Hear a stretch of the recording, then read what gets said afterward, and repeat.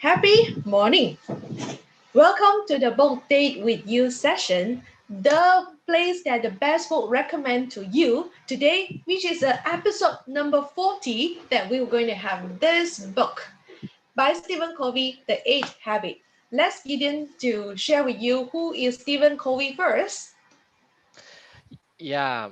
Hi, Joyce. Hi, everyone. So, Stephen Covey, I think we don't need introduction, but anyway, I'll just say a few words about him. He's so famous. So, Stephen Covey was an American educator, author, businessman, and a speaker. So, I think a lot of people know him by his most popular book, The Seven Habits of Highly Effective People. Yes. In 1996, Time magazine named him one of the 25 most influential people in the world. So this book, The Eight Habit from Effectiveness to Greatness, is a sequel to the Seven Habits of Highly Effective People. So it was published in 1989 and is still read by many people. So these books clarify at what Stephen Covey mentioned about interdependence is a higher value than independence. Yeah. So I think one of the main concept about this book, the Eight Habit, what's the actually Eight Habit?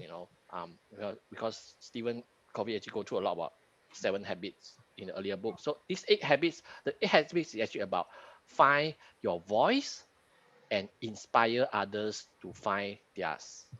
Okay, Yes. Mm. so I think I need to tell you a little bit about what is voice here. Voice is actually your talent. When your talent and your passion overlap to what the world need.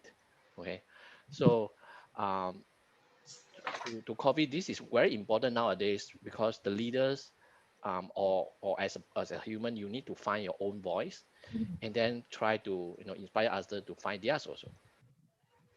So So I think I will go on to talk about some of the content of the books. I think one of the things that he mentioned a lot is about what are the five things that hindering you from finding your own voice. Okay, mm. yeah, Is it the cancerous yeah, behavior? it's a cancerous things. Yeah, so it's a 5C. Mm. Okay, um, the first C is criticizing, comparing, complaining, Yeah. competing, and contending. Yeah. Mm. So I think these five C actually stop you from finding your own voice. Just an example, if you are a person who like to criticize and complain a lot, it will actually hinder you from finding your true passion, the true things that you want. Even in works, like Yeah. I mean working environment that I'm currently in, Mm. a lot of employer now or bosses now are not looking for staff that is keep criticizing and complaining. I think they would rather look at people that are giving suggestions. They know they have weaknesses, but they are looking for people that can give action plan. Yes. So important because sometimes I also as like just now Gideon give you some example from the organization perspective. And I, as a coach, I have a group of coaching, and I found that I keep reminding them as well as about this, about complaining, because a lot of us may fall into the trap of keep complaining and complaining and complain without taking a necessary action to improve the situation. So like this keep sitting there and complaining make no use of that, right? And also if we compare with other people that is already way ahead from us, we can set them as a role model, but we are not comparing with them until it's toxic. Yeah, So that's why Stephen Covey in this book he put like five cancerous behavior. It's like cancer to us. So take note on this 5C: criticizing, complaining, comparing, competing, and contending. So thus, because in this chapter, I believe there is also talking about we must become the change that we seek in the world. Remember, Gideon, we yeah, saw that in the book. So start from us that we want to see the change, then we seek in the world. So we start from this, avoiding all these five cancerous behavior first. And Do you have anything to add on before I move on? Oh, it's so true. Yeah. Okay, so the second part of this book talking about the voice and the speed of trust. You know that Stephen Covey had a book. Gideon, can you share with the book? Yeah. Yeah, this is another book that he has. It's called Speed of Trust. That the whole book is talking about trust, the speed of trust. But in this book, he touched and go on the very important part in the eighth habit, which is find your own voice and inspire others to find theirs. And I found that one is I want to quote this book from him. Let me go through this. I read for you, all right? And I quote, there is nothing as fast as the speed of trust. It is faster than anything you can think about. It is faster than the internet. For when trust is present, mistakes are forgiven and forgotten. Trust is the glue of the life. It is the glue that holds the organizations, cultures, and relationships together. Ironically, it comes from the speed of going slow. You take it like with people, fast is slow, slow is fast. Cool. I quote from his book, and I really, really think that this is so important in the building of the trusting relationship in our daily lives. This is a very important thing that we can look into when he said about emotional bank account. I love the scenario that he put up is emotional bank account. It's just like your financial bank account. You know, you put your money in, which is deposit, and you withdraw your money out. An emotional bank account is something like you in a scenario, in a case, in a situations that there is trust between each other. You deposit your trust emotion there at your emotional bank account. And then when there is something happen and break the trust, you withdraw the trust. So what he want to tell you is emotional bank account is a slowly built thing.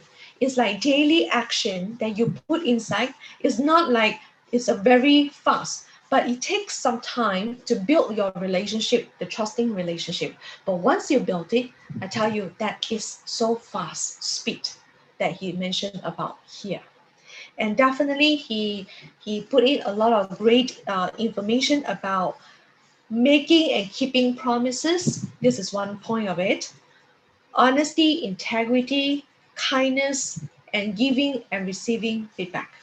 And I want to highlight here is giving and receiving feedback because there is so many of us that forgot about one thing that we don't know how to give feedback or receiving feedback. And right here, I want to highlight one thing is to you is I quote from this book.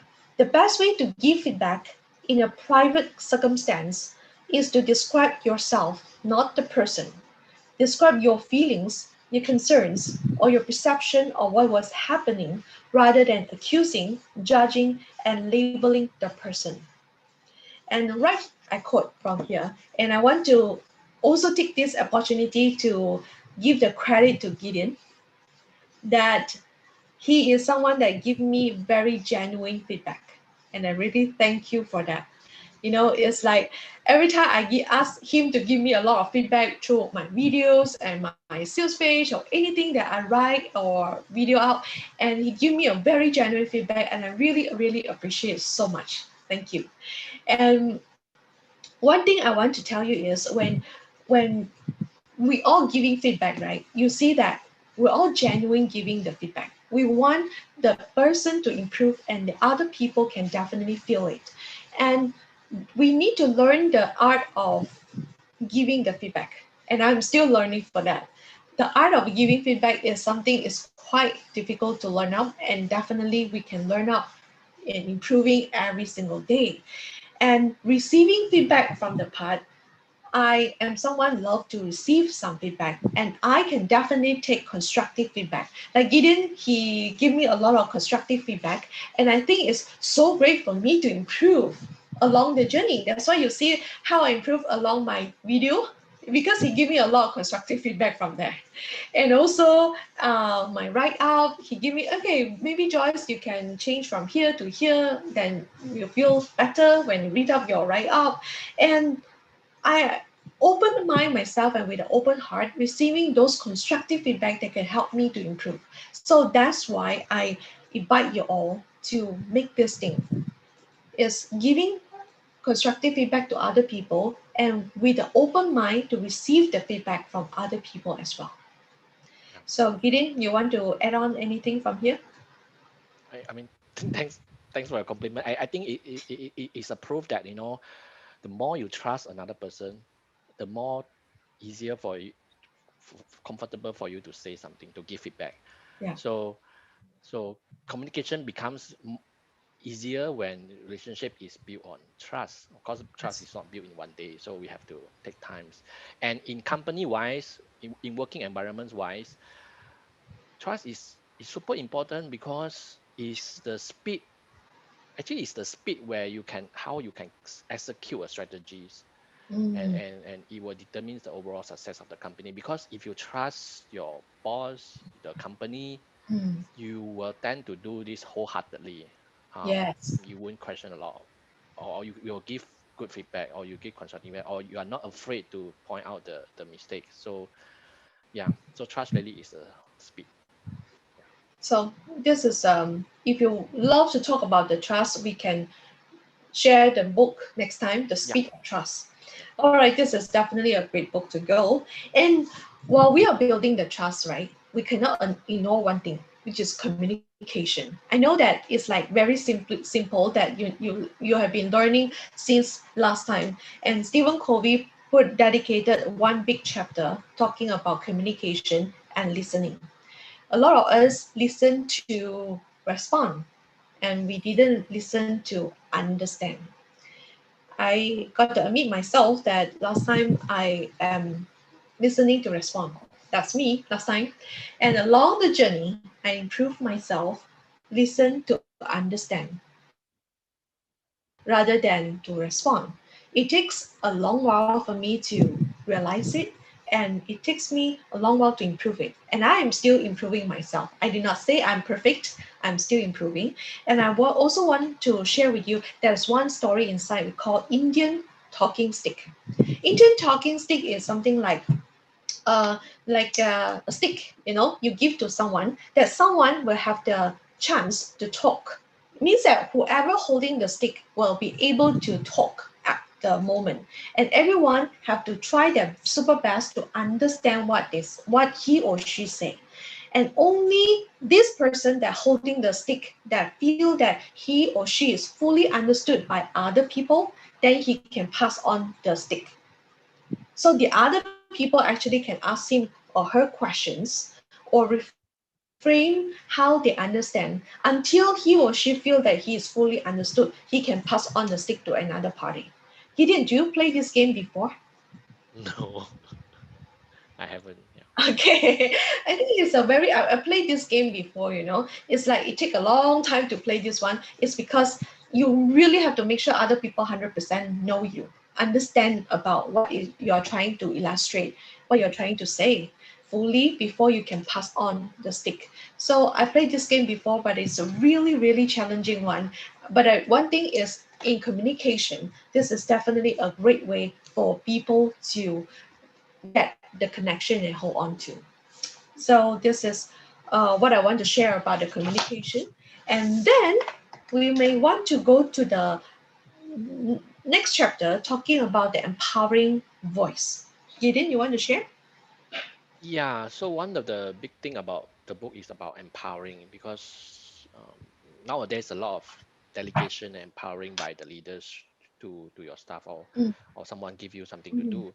So for mm, as empowering leaders, what should you mm, ask? What is the thing that you should ask your mm, staff, or your colleagues, that show that you are, taking care of them? So the book actually illustrate these mm, 5 questions that a leader, um, um, Stephen Covey called it a servant leader, a servant leader should ask. So so mm, the first one is, the leader should ask, how is it going? you know, honestly Yeah. ask, like, want to know that how is the progress, how is it going. The second Mm. question is like, what are you learning? Because we want to know, like, Yeah. your colleague or your staff, what have they learned from what you are giving them. So what are you learning? And the third question is like, Yes. what are your goals? Because you want to see that, you know maybe there's something that this person are doing, and maybe he has his own goal to achieve, you know yeah, so you want to know what is the motivation.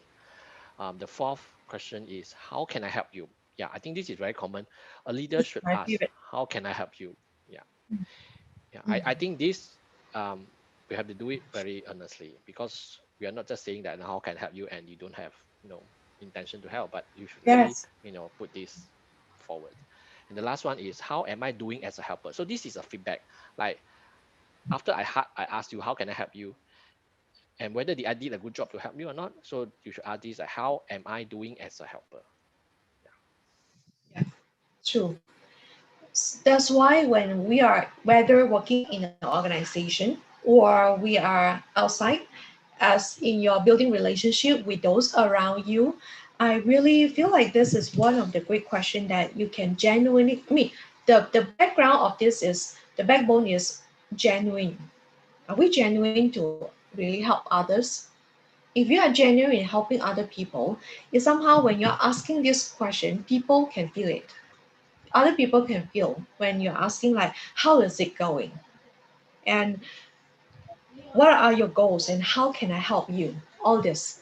So for me, I have like coaching session with my coachee, right? I love to ask these questions like, how can I help you in this area like you are struggling with?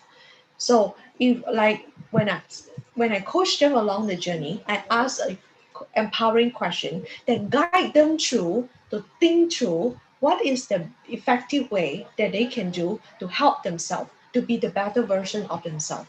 So this book definitely Stephen Covey highlight a lot of great tools that how that we can empower other people, inspire others to find their own voice as well. Not only finding us, definitely as a leader, we find our own voice and we want to help other people as well. And I have a quote that I would love to share. I love to quote from the book because we are talking about the book, right? Yeah. Quote from the book: the best way to inspire people to a superior performance is to convince them by everything you do or by your everyday attitude that you are wholeheartedly supporting them. I love this sentence so much. It's the word wholeheartedly. It shows something to me is, do we do things with wholeheartedly? When you say you want to support other people, whether it's mentally or giving some help as much as you can, do you do it with wholeheartedly? I know that when I say about this, it's not going to be something easy to do, but definitely I challenge myself and I challenge those around us and you to do it wholeheartedly. This will definitely change the course of how Stephen Covey said the eight habit from the effectiveness to greatness. That's why I love to talk about this is from the personal achievement is more on the effectiveness about the seven habits. In the book of this eight habit, right, it's more on the greatness, how you achieve to the level that you feel the fulfillment. You have the fulfillment, not just stop at the personal level. Yeah. That's my take for this book.